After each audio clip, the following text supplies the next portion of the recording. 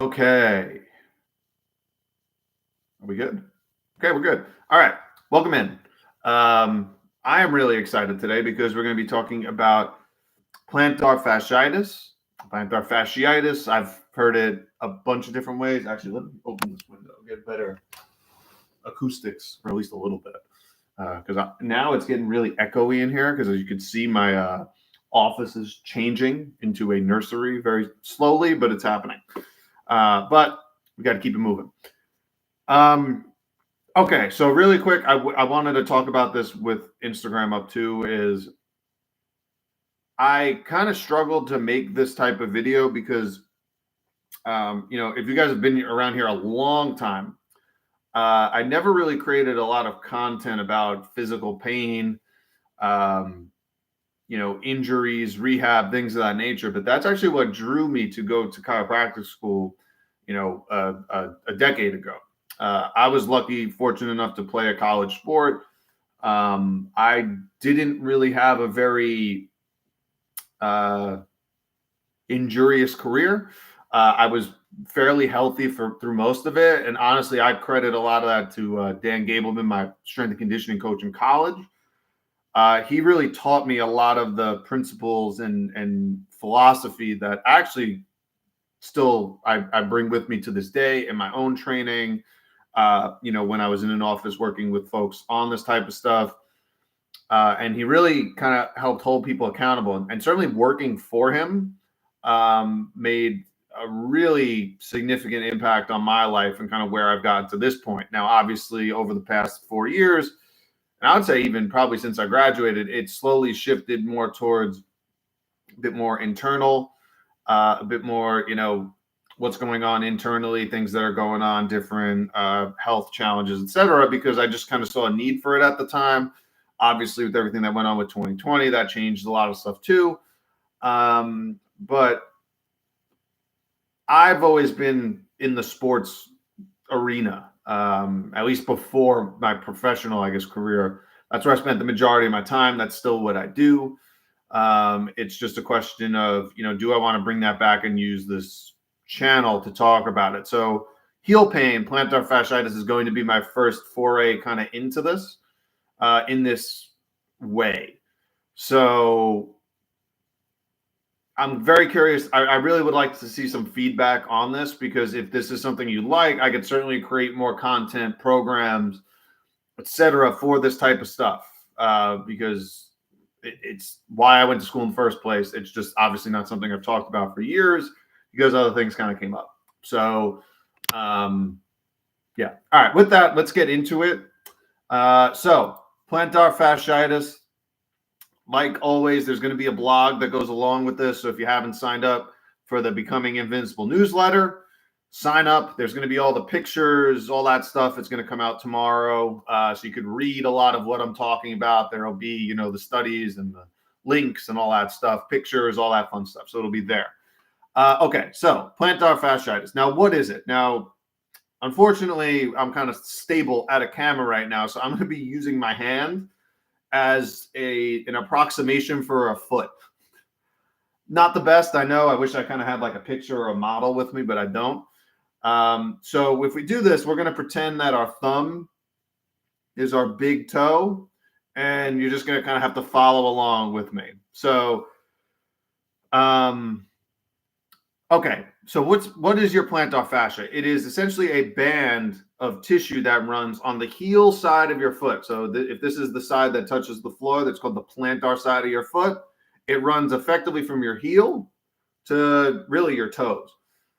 And the foot, like the hand, they're actually pretty analogous in this way. There's a lot of tiny muscles that run kind of the length of the hand that allow it to bend, to flex, to move in, invert, evert, plantar flex, dorsiflex. You could do all those things, rotate in and out,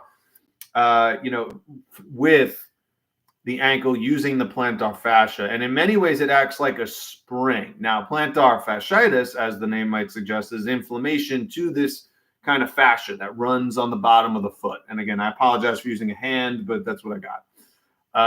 Now, some of the symptoms that might come along with plantar fasciitis are going to be things like dull or sharp pain. Usually it's in the heel of the foot. but it can be up to the arch. It also can fluctuate in intensity. It could be burning or stabbing. It could be dull or sharp. It could be certain movements. So moving in a certain direction, maybe plantar flexing your toes, which would be curling your toes in. It could be discomfort walking, especially for longer periods of time. Usually that's going to be on hard surfaces. So, wood floors, concrete, buildings, all kind of things like that. There could be stiffness in the foot. It might feel like rigid or stiff. Sometimes you might feel a lump or a knot. You might hear some clicking or popping sensation either in the heel or the ankle or in the joints in between the feet. So those could all be symptoms that kind of go along with it. And it can be nagging. It can be a bit difficult to deal with, particularly if you're an active person, because it can be re-aggravated. And we're going to talk about some of the reasons why, what are a lot of what you can do. And again, none of this is going to be prescriptive because everyone's a little different, but I want to give you as many tools, in your toolbox you can use. So what are the things that can play a role? Like, why might this develop? And this is going to be a general rule for all, injuries that aren't straight up like acute injuries that happen either due to like direct trauma. And even sometimes in those cases, there are other things involved. But there's always things in the chain at some point throughout the chain that are going to be playing a role in physical pain. And this is especially important in the feet because we are bipedal, right? We move around, generally speaking, on 2 feet, as soon as you're able to walk, right?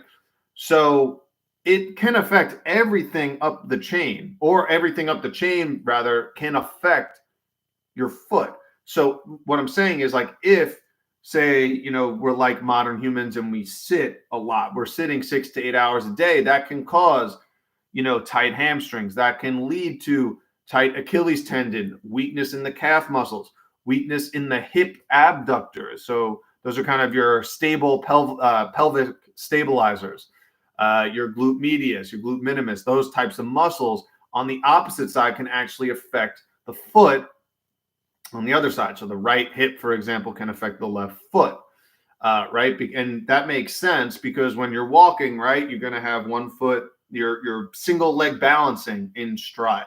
So those can all be reasons.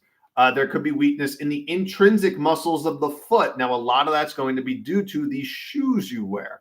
And I'm going to get into that in a little bit. There could be structural distortions for sure.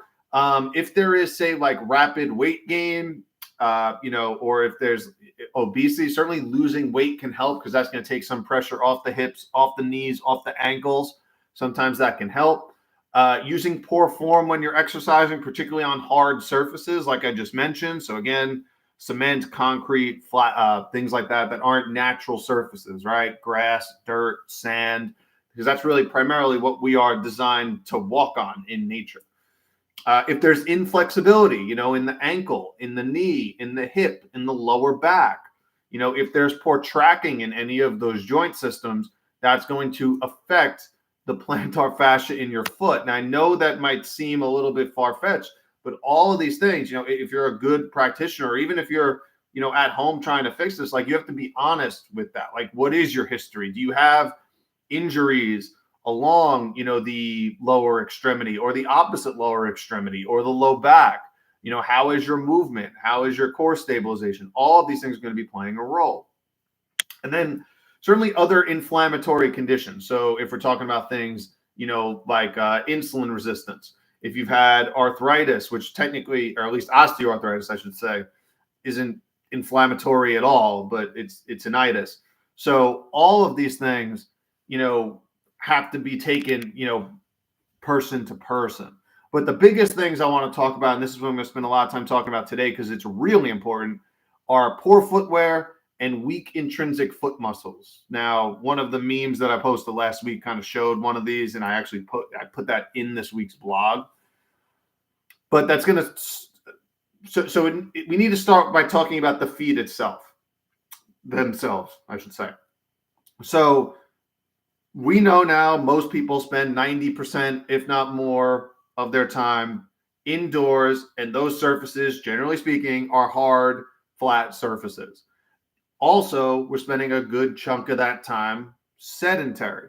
So, for context, most modern humans are going to sit between 6 to 8 hours a day. Now, granted, that number is based on data from between 2010 and 2013.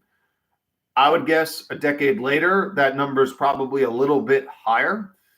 For context, though, if you compare us to, say, our ancestors to, previous generations of human beings, ancient humans, generally speaking, walked, ran, moved somewhere between 10,000 to 18,000 steps per day on average. Now, transition or compare that to today, where the average person walks less than a mile and a half. Now, if you count steps, if you're an adult, a mile is about 2,000 steps. Obviously, that's going to be a little bit, give or take, depending on your size, on your foot stride, whole bit. But ballpark around 2,000 steps is about a mile. So 1.5 miles per day is about 3,000-ish or so steps. So whether, you use your phone as a counter or use any sort of pedometer, there you go. So why walking? Like, why is walking in and of itself so important? I mean, we have studies out of Harvard. If you just walk 1 to 2 miles a day, it can lower your blood pressure and decrease your stroke by 40%. We know walking helps, especially outside, helps strengthen bones. You're going to minimize the loss of bone mass and decrease the risk of hip fractures by up to 40% if you're walking between 6 and 9 miles a week, which is basically a mile a day. A mile to a mile and a half a day, slows down memory decline, lowers rates of dementia and Alzheimer's risk. So, just from walking, this is very, very low intensity, basic stuff. And then, of course, ideally, a longer life. That's great. Now, ideally, you would be doing this outside, but if you maintain a regular exercise regimen, especially as you get into your 50s, into your 60s, your risk of mortality is about 35% lower over the next 8 years, because the study basically tracked these people in an 8-year time span. So where have we kind of gone wrong with this? Where are we at today? So currently, our human physiology, if you subscribe to the idea that, from an evolution standpoint, we have primates who are our closest cousins. We, in the whole primate chain, are uniquely suited for endurance movements like walking, like running, more so than any other primate. We have an ability to sweat. We have strong hip muscles, comparatively speaking. We have parallel toes that kind of run straight. We have straight legs. We have longer tendons, which give you more of that spring force. So you don't need super large muscles, and you can actually use more tendons because you're going to be more energy efficient that way. Nature does not make mistakes in its intelligent design. There's a reason for that. And it's because we have a better ability to move across long distances than our closest cousins, in the chain here. So what do healthy feet even look like? Now, walking, like I mentioned, is a dynamic movement. So I know I'm using my hand, but imagine my wrist as an ankle here. There's different spaces you're going to hit depending on how and where you're walking, right? So imagine the palm of my hand is my heel. Generally speaking, most people are going to heel strike first. What's going on, Lily? And they're going to kind of press forward. Usually it's going to be, with the toes, and then you're going to end up pressing off your big toe, your thumb in this case, to kind of lift off and push yourself forward. And there's generally 3 rockers, they'll call them, that allows the foot to move to transmit a lot of this energy, but also propel yourself forward to, again, save energy. And we have the heel rocker, we have the ankle rocker, and then the big toe. And if you kind of look at it, and I'll have some images for it in the blog, but this concept, this construction of the foot essentially creates 3 arches in the foot, which lay the foundation. Now, if you've ever seen, obviously, an arch, I'm sure everyone's seen an arch to some degree. You have the keystone that kind of holds it all together. and it's support, right? It allows something that's curved to stay up in space without collapsing on itself. The arches in our feet do the same thing, and we have three. So we have two that run the length of the hand and one that runs across. So again, if you imagine palm of my hand, again, not a foot, I get it. We have two that run longitudinal, and if I use my, say, knuckles here as the balls of my feet, that's going to be my comparison. We have two arches that run medial, so towards the middle, lateral, and then one that runs across the balls of the feet. And that's going to be your anterior arch, or your anterior transverse arch. Those three arches together create what we call the arch of the foot. Now, usually what people are talking about or recognizing when they say they have flat feet is that medial one, that one on the inside part of the foot, the side of your big toe. And that collapses. And, practitioners can check up on this usually because they'll see if they're looking from your back, they're basically looking at your Achilles tendons. If they tend to collapse inward towards the medial part of your ankle, that's usually a sign that there might be some weakness or there might be collapse of that arch, that foot arch.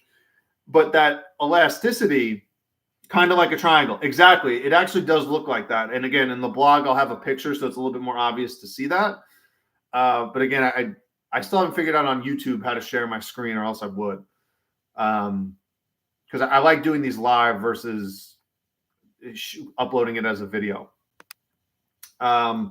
So it's those three arches, and they function like a spring, and that makes us more energy efficient when we're running, when we're moving. So it's not as labor intensive on us. So think of them like springs, these arches, this plantar fascia, it acts as a spring. And what's cool is when you're running, your body has to absorb shock that's equal to about twice its own weight. Now, if you're jumping, it's somewhere between 5 and 10. It's even higher. And the shock absorption, about 50% of it happens in the ankle and in the arches of the feet. Now, if you're constantly heel striking when you're running, which is probably not something you should do, or if you have poor foot mechanics, or if your arches collapse and you're taking more of that brunt, that force is going to get transferred up to the knee, up to the hip. And now we're seeing, okay, those poor mechanics, you're probably seeing a little bit of what I'm talking about. You could have knee pain, hip pain, low back pain, because that force has to get transmitted somewhere if it's not getting absorbed and redistributed in the plantar fascia and in the ankle, like about half of it should be. So that's a really, really important point. And this is where, like, the shoes you wear come into play, quite a big deal. Now, most modern footwear, you'll notice that the toe box tends to be really narrow. It almost looks not necessarily triangular, although high heels and stiletto type shoes do. But even the standard shoe tends to be narrower at the top than at the heel. Ideally, you want the widest part of your shoe to be actually the toe box, to give yourself room for those toes to spread out. And there's a few reasons for this. So one, by the way, so good question. So Stream Jewel 4, I was going to mention this later, but I might as well mention it now. The best website that I like for looking at different brands of these types of shoes is called Anya's Reviews. There's going to be a link for it, again, in the blog post tomorrow. She does all different types of shoes. It's sneakers, it's sandals, it's dress shoes, it's casual shoes, it's boots, all these different types of shoes. So, I would probably choose the shoes if you're going to start changing some of these shoes out. You start with the ones that you're going to use the most. And for me, that's gym shoes. That might be a pair of shoes that, you might work in, things of that nature. But a lot of these shoes, these technologies that are in most modern shoes are called motion control and shock absorption. So you'll notice there's a ton of padding. You'll see arch supports. You'll see, a closed top on these shoes. And it basically, what they're doing is putting your foot in a cast, right? And, if you leave something in a cast for a long period of time, longer than it should be, obviously casts have a place. If you break a bone or something like that, bones regenerate. Literally, they don't heal. They literally lay down brand new bone. It's different than healing. But there is, a cost benefit to that, because if you leave it in too long, the muscles in that area begin to atrophy. And I'm sure if anyone's ever broken a bone and had a cast, those muscles after you take the cast off tend to be weak or sore, and you kind of have to work your way back into what you were doing before, right? Every time we put on a pair of modern shoes, we are doing that for our feet. We are effectively casting our feet. So what's happening is those muscles, those intrinsic foot muscles, are getting weaker every single time. So what does that do? That predisposes us to things like plantar foot pain, heel pain, plantar fasciitis, because those muscles aren't working. Now, long term, it could lead to things like Morton's foot, like bunions. A lot of these things are actually formed by the shoes that we wear on a regular basis every day. It's because, again, the toes should be the widest part of your foot, not the narrowest where they're folding over each other. And potentially you'll see that again with things like bunion formation. That is not what you want going on. And another thing that shoes do, that modern shoes though do, that is really a problem, is they actually inhibit proprioception. Now, proprioception is your body's ability to recognize where it is in space at any given time. And generally, proprioception is divided into three main systems. We have the vestibular system, which is in our ears, and that kind of gives us information about, where we are in space, balance. Our eyes obviously relay information about where we are in space. And then we have stretch receptors. So that's what tells us where our muscles are, where our joints are, where our skin is in space. So I know if I close my eyes, and this is a test you can do with patients, and I'm going to ask them to reach their hands out and one at a time touch their nose. If they have trouble with that, if they're struggling or going really slow or reaching the wrong place or, something like that, that could be a sign that something is off with the proprioceptive system. That could be a cerebellar issue. So as a practitioner, you want to see, is there neurological involvement? But what I'm saying is, when you're wearing a lot of conventional shoes that, again, put your foot effectively in a cast, and then you take them out, you're going to already predispose yourself to injury because you're not going to get those proper balance signals relayed to the brain, because you're effectively, yes, you might be moving, but your feet are effectively stuck, right? You're not getting that muscle movement. You're not getting that propulsion to the level you would if you were walking barefoot, if you were walking with, minimalist shoes. So, that don't have the heel support, that don't have the arch support. So, with plantar fasciitis, and again, it's going to be different person to person depending on where you're at, but I am a major advocate for as soon as you can get out of shoes and start walking and doing movements without them, you need to be doing that, because a lot of your rehab is going to be relearning that and strengthening those intrinsic foot muscles, which get no work, and atrophy, which is, again, where you get Morton's foot, bunions, things of that nature, because you're just not using those muscles. So the short answer to, is it worth it to look into barefoot shoes, minimalist shoes? The answer is yes. Now how bad it is or how bad the pain is, you might want support on hard, flat surfaces. And if you're playing sports, say on hard surfaces like basketball or tennis, you might want support, a little bit of support, but you definitely want the wide toe boxes, because, again, playing a sport on asphalt, on wood, is not something that you would do, in nature. It's not grass, it's not sand, it's not dirt. These are things that we're designed to walk on, whereas things like concrete, hardwood floors, those don't really exist, in nature to any real degree.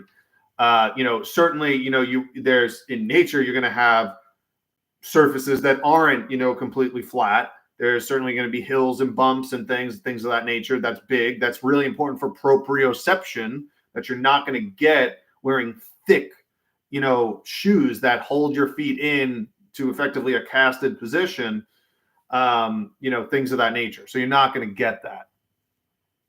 So And what's interesting though, and I want to bring this up, is like this concept of, the shock absorption and things, and the support that goes on in most modern day shoes. They don't actually improve outcomes when it comes to lower body injuries or foot injuries.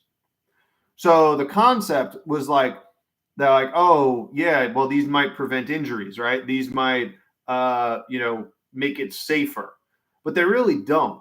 And what does support it is the strength of the arch and the strength of the plantar fascia and the strength of the intrinsic foot muscles, which the only way to get that is by getting your feet on the ground. So again, even with plantar fasciitis, and this is something that actually I've gone through recently, I do the work that I can in barefoot shoes or barefoot when I can, because I know strengthening those intrinsic foot muscles is basically foundational. Like if you don't do that, or you continue to wear casts effectively on your foot all the time, you're not going to get, it's going to linger. It's going to stay there for a while.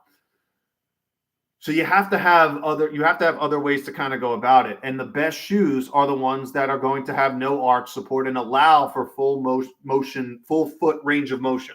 And ideally give you the space, especially in the toe box, to extend those toes out.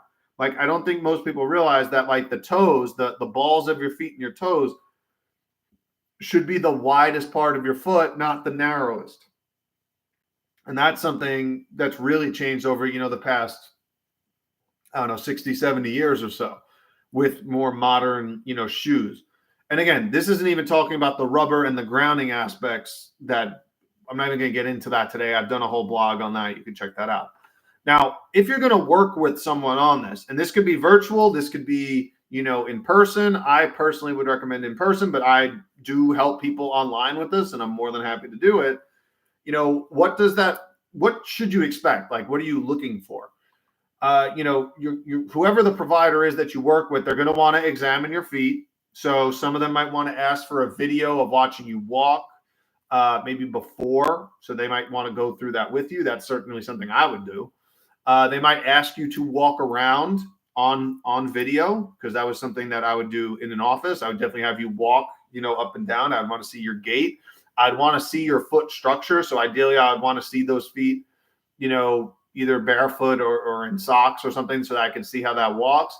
Depending on the presentation, if you need to rule out something serious, there might be an MRI, there might be an X-ray that you might have to do just to make sure that nothing more serious might be going on. And if you get to a point where, you're pretty confident that, okay, this is plantar fasciitis, let's get the ball rolling. The earlier you start working on this, the better it's going to be. The saying, an ounce of prevention is worth a pound of cure. That goes to internal problems. That certainly goes to rehab, injuries, pain, anything like that. The earlier you jump on top of it, the better off you're going to be. You do not want to kick this can down the road where now you have knee problems, now you have hip problems, now you have back problems. And guess what? You're still going to have to go back and fix that. But now you have 3 other things going on that are all in that kinematic chain. See, like, these things do not happen on accident. So good practitioners, and ideally people who actually want to get better and aren't just looking for, an ibuprofen that actually inhibits your ability to heal, understands that. So there is work to be done here, but it absolutely can get better. So what does treatment look like? Now, rest certainly might be part of it, especially you might want to pump the brakes on things that are going to aggravate it. So, for example, and certainly you do want to be moving. I want to make that clear. You do not want to be sitting and resting, indefinitely, but you might want to say, if you do something very high intensity, sprint work, jump work, anything where you're doing a lot of cutting, think tennis, think basketball, think, soccer, any sports like that, you might want to take a little bit of time off from that, because sometimes with plantar fasciitis, because it's tendinous, you can kind of like re-aggravate it. So it's certainly not linear improvement depending on how active you are. But you can get there. It's just a question of, is it going to take a couple weeks? Is it going to take a couple months? And you work your way back, but it's certainly not, linear. There's going to be ups and downs along the way, depending on how active you are, how often you push it.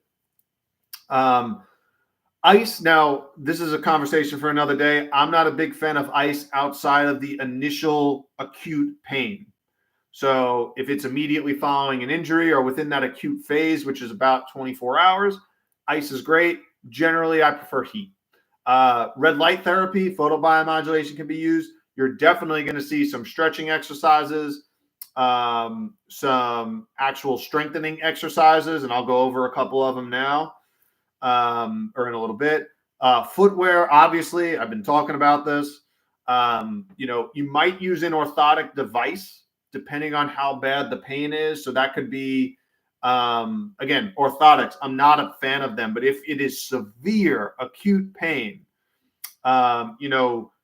sometimes for short term, these things have a purpose. Casts have a purpose.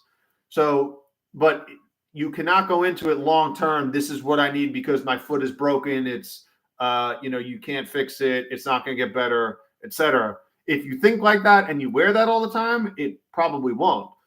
But if you say like, okay, yeah, this is kind of banged up right now, but it's just part of the process, you're going to be in much better shape. There's also another thing you can use, a night splint, which effectively is something. So when we sleep, particularly if you sleep, under covers, your foot tends to be plantar flexed down. What a splint will do is keep your foot up at night. So if your foot is constantly in this plantar flexed position, that's going to shorten the plantar fascia underneath. So when you wake up in the morning, your foot might feel tight. Sometimes wearing a night splint on the bottom of your foot, it'll keep your foot extended, dorsiflexed a little bit. So you can wake up, and usually that's a little bit easier. That's something you could probably find one online for like 20, 25 bucks. Sometimes those are useful, especially if you're, in a lot of pain. Sometimes those night splints can be useful in the beginning. And then, of course, anything that's going to enhance flexibility, strength, range of motion in the ankle, in the knee, in the foot, all going to be useful. So what are some of these modalities that I would look to if this was me? And this was literally just me weeks ago. And again, I was one of those people that did play a little bit through it because it wasn't super annoying, but I did have flare-ups along the way. And so that's like, again, the give and take. Not all these at-home modalities are going to work for you. It depends on the severity. It depends on your fitness level. It depends on how much you're willing to do and put in the work. And it depends on, what you have available to you. So some of these are for everyone. Some of them aren't. The first two are for everyone, and that is hydration. Because guess what? You're 70% water. A lot of that stuff is going to play a role as far as keeping joints, lymphatic fluid, everything like that moving. Dehydration, guess what? Associated with decreased flexibility, reduced range of motion, more stiffness in the leg muscles. What were we talking about before? Weakness in the calf, tight Achilles. Those are all, I do not think I've seen a case of plantar fasciitis where there isn't some sort of tightness in the calf or in the Achilles. So, if you're going to get clean water, definitely a topic for another day. But my favorite two more affordable systems are clearly filtered and AquaTrue. I have a link for AquaTrue somewhere.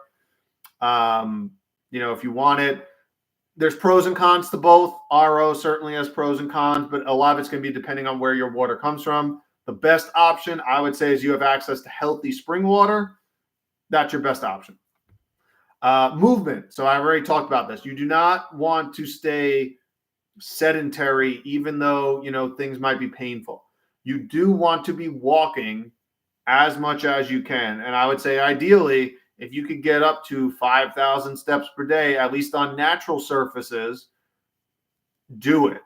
Sometimes with plantar fasciitis, it could be helpful to walk on a slight incline because that's going to stretch out. That's going to bring some flexibility to that plantar fascia, and again, small, anywhere between, 1 to 10 degrees or so could be helpful. So walking on an incline, say if you have access to a treadmill, should be helpful, but any movement's going to be good. Barefoot walking is even better because, again, you get the grounding effect on sand, on dirt, on grass, but it's also uneven. So it allows you to strengthen a lot of those intrinsic foot muscles because it's all over the place. So, certain steps might be higher than others, certain might be lower. Your foot is always adapting to what's under it. So walking barefoot outside is best if you can do it, if pain allows. And again, you have to gauge where you're at with this. But as soon as you can do it, do it. If you have pain after walking, so there's a gas pedal exercise that I like. So basically, you would do it sitting down, and again, my hands or feet, you're going to essentially flex one foot down, flex one foot up, and then switch back and forth, back and forth. And you could do this sitting down. So, you could sit in a chair. You're going to lift your feet, off the floor a little bit. You don't have to have your legs completely extended, but you do want them off the floor, and just plantar flex, dorsiflex, flip, flip. And that one's great to help get blood and the lymphatic system flowing through the feet. So, and obviously walking is going to be part of that, but it can help relieve some pain after walking. Cold therapy, I just talked about. Generally not a huge fan of it unless you're in acute care. So, something immediately happened, I'd say within that first day or so, you do want to be, icing maybe 20 minutes every hour or so. But after that first day, I would actually prefer heat. Heat is going to bring more blood to the area. It's going to be bringing more healing factors to the area, more repairing, collagen, all that fun stuff is going to come in with heat. So I would prefer heat. As far as stretches, there's a few different stretches that you can do. And again, depending on where you're at, some are going to be better for you. First one is going to be heel drops. So that would be where you're on an elevated surface. It could be a step. It could be, something usually like a few inches off the ground. It doesn't need to be very high. Maybe give yourself 5 or 6 inches. But a step is usually pretty easy. You're going to hold on to a wall or a banister, and you're just going to put the balls of your feet on the edge of, say, your step, and you're going to slowly drop your heel below your toes. It's going to be hanging off the edge and below your toes. You're going to hold that somewhere between 10 and 30 seconds. You come back up, repeat it, I would say like 8 to 10 times. Ideally, you want to, while you're doing all these exercises, by the way, you want to make sure nasal breathing slow. You want to go about 4 seconds in, hold for 1, 8 seconds out, hold for 1, repeat. And that's going to be the breath cycle you want, in and out through the nose. That's going to allow you to kind of feel it, get into it. So heel drops. The next one is the wall stretch. And there's 2 versions of this. You could do this for the gastroc, which is gastrocnemius, which is the larger of your calf muscles. And then you have the soleus, which is kind of deep to the gastrocnemius. So if you kind of cut away your gastroc, the soleus is kind of under it. Same setup, but 2 different stretches. So you're going to put your hands, on a wall. You're going to put 1 foot kind of under your base. And then you're going to put the foot you're going to stretch, you're going to reach it far back. So what you're going to do when it's far back, you're going to kind of lean into the wall. You want to keep your foot planted. So you want your heel, that back heel especially, planted in the ground. And then you're going to kind of lean forward. And you should feel a stretch in your calf. Now, if you really want to get into the plantar fascia part of it, what I would do is take your front leg, and again, I don't have a camera for this, but I would actually reach your front leg and reach it across your body. You're going to kind of sweep it across. So if it's my right leg, I'm going to sweep it across my left in front and then do that stretch. If you want to get the soleus, the deep muscle, it's the same setup. But what you're going to do is you're actually going to bend at the knee your back leg. And it's going to be a little deeper. It's usually a more subtle stretch. It's not as intense as the gastroc stretch, but it's very important. So those would be two. If you want an easier versions, I would say these are a little bit more intense. But if you want to get started or it's more acute, you could certainly do a towel stretch. So these are kind of progressions in a way where you would take, a towel, but you could certainly use a yoga strap or whatever you have. You're going to loop it around the bottom of your feet and or the balls of your foot, and you're going to kind of just pull back. And you can do this sitting in a chair. You can do this sitting on the floor. It's really up to you, wherever you have the room. But towel stretch, you could use a yoga strap. Similar concept, similar breathing pattern. Now, as far as exercises, I think the most important exercise for this is called the monkey foot, or they will call it the towel scrunch. And they're kind of, towel fold, different names for it. It's the same exercise. But they're two versions of the same thing. So what you're going to do, and again, you could do this standing or you could do this sitting down. If you're doing it standing, I would recommend holding on to something for balance, a wall, a banister, a chair, could be whatever.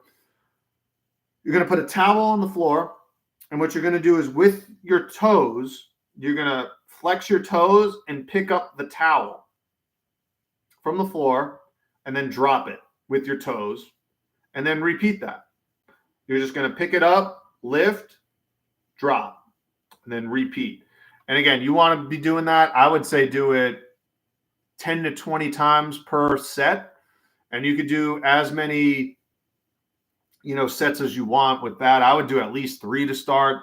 Do it a couple times a day. You could progress this if you want. So if you want to step this down, make it easier, there is you could scrunch the towel. So you can lay a towel on a surface that's pretty smooth.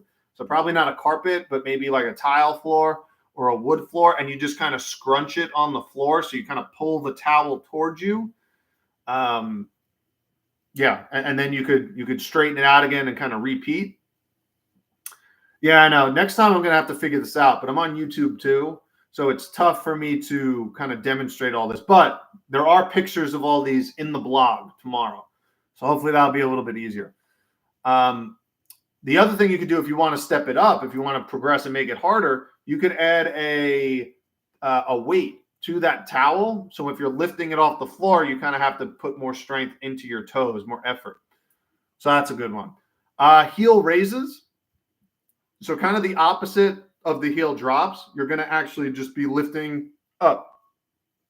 So, you could do that single leg, and that would certainly be a correct progression. That would make it harder.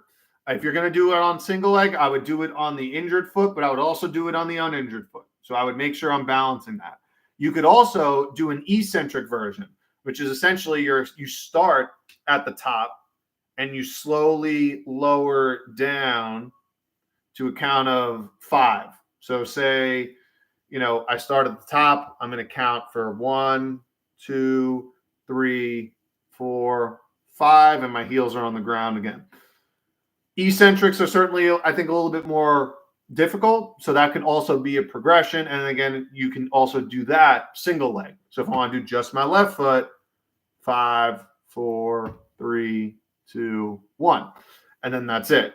And then you would do that again, 2 sets, 15, 3 sets of 15, something like that. Lunges are a big one. So I like lunges. I love squats too, but lunges I particularly like because they bring in a balancing dynamic that you don't get unless you're doing single leg type of squats. So reverse lunges are pretty nice because you're going to get balance on that front leg. So you'd start, in a standing position. You're going to reach a leg back. You can pick one. You're going to do both. Into a lunge position. You want to make sure your knee and your hip on that standing leg are 90 degrees. So you form that kind of L shape. And again, 3 sets, about 12 to 15 reps. You definitely want to do both sides. Red light therapy, talked about it last week. You can check out the blog, but it's really helpful for tendon injuries, wound healing, all things that are great, for plantar fascia. Night splint, I already talked about. Toe separators. So I would prefer to do exercises where you're actually splaying your toes out. But sometimes that's a difficult move for folks, especially if they've been in shoes for a really long time. So getting a toe separator could be something that's useful, and you kind of practice slowly separating your toes. And ideally, you would do this, barefoot. But something to practice, like just practice that range of motion. It's going to feel super awkward, most likely in the beginning, but the more you do it, and again, toe separators can kind of encourage that movement a bit, really helpful. So sometimes a toe separator can be helpful. I need a drink of water. Been talking a while. But a few more things to go through, and then I'll try to get to some of these questions. Chiropractic. So, like I mentioned, it could be anywhere in that lower body kinematic chain, right? Anywhere up that chain, anywhere in the fascial lines. So it could hypothetically go up to your opposite shoulder. But what's nice about chiropractic, or at least most chiropractors, is they take that kind of more holistic approach, and not kind of like the woo-woo sense, but more of like everything is connected. So sometimes, and a lot of times, for example, one of the things that most chiropractors will see or talk about is this thing called lower cross syndrome. And that's effectively where there's weakness in the abs, there's weakness in the glutes, and that can potentially lead to potential imbalances again in the foot, in the knee, and that could put more stress, more strain on that plantar fascia. Sometimes it could be a low back problem. Maybe it comes down to strengthening the core, strengthening the hips, or the hip extensors. Those are going to be your glutes. Those are going to be your hamstrings. And that can help. So it's getting in touch with like where you are from a posture standpoint and helping with that can be really helpful. Again, depends on the person.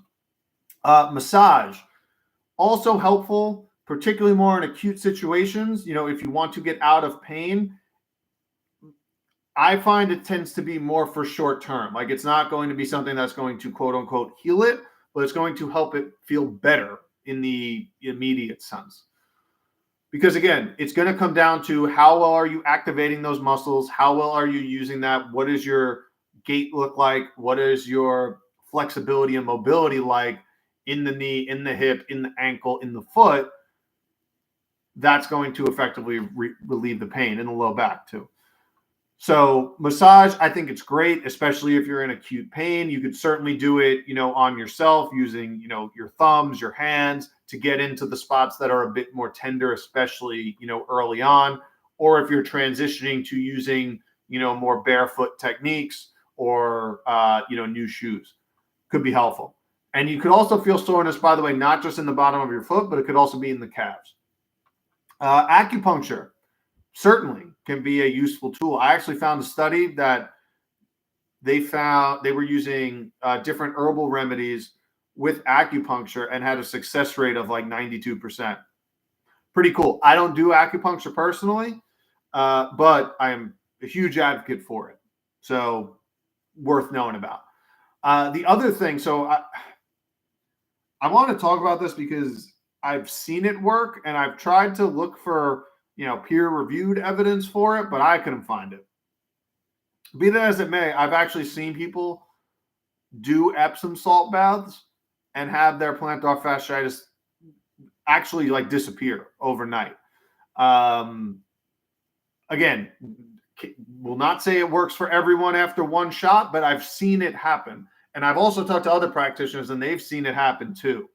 So, an Epsom salt bath could be something to kind of look for or try. I mean, maybe you already have Epsom salts. It's certainly not going to make it worse. Like there are no downsides. It's just that I couldn't find evidence to support it, but I have seen it and I have heard it. So, you can try like a warm bath, a warm Epsom salt bath. You could use, if you just want to do your foot, you could certainly do a foot bath.